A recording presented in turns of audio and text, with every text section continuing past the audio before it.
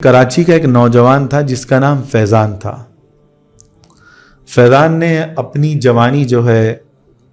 جیسے تیسے گزرنی تھی گزری، کبھی نماز پڑھی کبھی نماز نہیں پڑھی، کبھی روزہ رکھا کبھی روزہ نہیں رکھا۔ پھر فیضان جو ہے تبلیغ والوں کے ہتھے چڑھ گیا، اللہ کی اس پہ رحمت ہوئی، اللہ کا اس پہ احسان ہوا۔ تو فیضان نے جو ہے پہلے تین دن لگائے، کئی دفعہ تین دن لگاتا رہا، پھر اس نے جو ہے ایک ساتھ 4 مہینے کی نیت کری۔ 4 مہینے جب وہ لگا کے نوجوان آیا تو اس کے اندر ایسا امت کا غم پیدا ہوا، اس کو یہ ہوا کہ اللہ کے نبی صلی اللہ علیہ وسلم کو تو گزرے ہوئے 1400 سال ہو گئے، اب کوئی نبی نہ آیا ہے نہ آئے گا۔ اس کو یہ ہوتا کہ لوگ جو ہے گناہوں بھری زندگی گزارتے ہوئے دنیا سے جا رہے ہیں، کوئی شراب پی کے جو ہے دنیا سے جا رہا ہے، کوئی زنا کے اڈے پہ پہنچا اور وہاں سے فارغ ہوا، کار کا ایکسیڈنٹ ہوا، دنیا سے چلا گیا۔ اور آج کل ایسی موتیں ہو رہی ہیں، کوئی جو ہے موبائل میں غلط جو ہے اس کو یوز کر رہا ہے اور جو ہے رات کو جو ہے صبح اس کو اٹھانے آئے گھر والے، اس کی موت آ چکی ہوئی تھی۔ حتیٰ کہ ایک لڑکی کی اس حالت میں موت آئی کہ اس کے ہاتھ میں ریموٹ تھا اور اس کی موت آ چکی تھی۔ تو وہ رات کے 11 بجے 12 بجے تک گشتیں کرتا اور رات کو 12 بجے 11 بجے آ کے کھانا کھاتا۔ بعد اوقات رات کے وہ 1-2 بجے آتا کہ لڑکوں کی محفلیں لگی ہوتی تھی رات کو، تو وہ ان میں سے ہے نا باتیں کرنے بیٹھ جاتا۔ اللہ نے اس کی زبان میں بھی ایسی تاثیر رکھی تھی کہ لوگ 1 گھنٹہ اس کی بات سنتے۔ تو اس کی والدہ ایک دن کہنے لگی کہ تجھے 4 مہینے لگا کے کیا ہو گیا ہے، پہلے تو ایسا نہیں تھا۔ تو فیضان جو ہے اس کی والدہ نے اس سے کہا کہ میں اور مستورات کی تعلیم میں گئی، میں نے ان کی اولادوں کی کیفیت معلوم کی تھی، تو ان کی اولاد تو ایسے نہیں کہ 12 بجے تک گشتیں کر رہی ہیں۔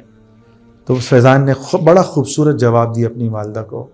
کہ اماں کلاس میں ایک ہی لڑکا فرسٹ آتا ہے،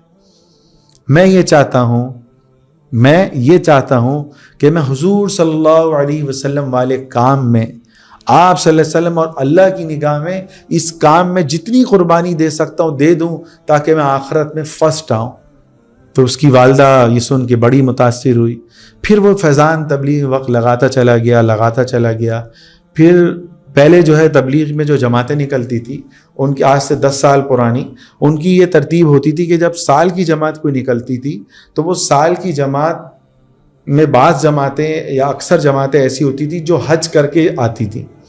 کہ اس بہانے ان کا حج بھی ہو جاتا تھا، اور وہ کیا کرتے 40 دن جو ہے مکہ مدینے کے اطراف میں جو لوگ مختلف دنیا سے آتے تھے ان کو تبلیغ کرتے، تبلیغ کے کام سے جوڑتے تھے، تاکہ اب وہاں تو 200 ملکوں کا بندہ اینی ٹائم موجود ہے، تو وہ ان میں وہ محنت کرتے تھے 40 دن یا 2 مہینے جو وہاں ٹھہرنے کی جو اس وقت ترتیب ہوتی، تو 2-3 مہینے وہاں ٹھہر کے 7-8 مہینے دوسری شہر میں دوسرے ملک میں محنت کرتے، جیسے فرانس تشکیل ہو گئی، لنڈن تشکیل ہو گئی، امریکہ ہو گئی، یا تو کہیں بھی تشکیل ہوتی، 8 مہینے وہاں گزارتے، 3 سے 4 مہینے مکہ مدینہ میں یا ریاض میں گزارتے۔ تو اب یہ ترتیب حضرات نے مشورے سے ختم کر دیے۔ تو پھر کیا ہوا، واپسی سے انہوں نے حج بھی کر لیا، سب کچھ ہو گیا، حج کے بعد بھی کئی دن یہ لوگ محنت کرتے رہے۔ واپسی سے 1 دن پہلے 3 دن پہلے فیضان کو شدید بخار ہوا، اور تیسرے دن اسی بخار کی حالت میں اس کا انتقال ہو گیا۔ اس کی والدہ کو فون کیا گیا کہ بھائی آپ کے بیٹے کا انتقال ہو گیا ہے، تو ہم اس کی میت کو لانے کی ترتیب بنائیں کہ نہ بنائیں یا وہیں دفن کر دیں۔ اس کی والدہ اتنی اللہ والی، وہ کہنے لگے وہ جن راہوں کا مسافر ہے، وہ اللہ کے راستے میں اس کی موت آئی ہے، اس کو اسی جگہ دفن کرو، مجھے خوشی ہوگی کہ اگر آپ لوگ اس کو اسی جگہ دفن کر دو۔ پھر اس کو مشورے کے بعد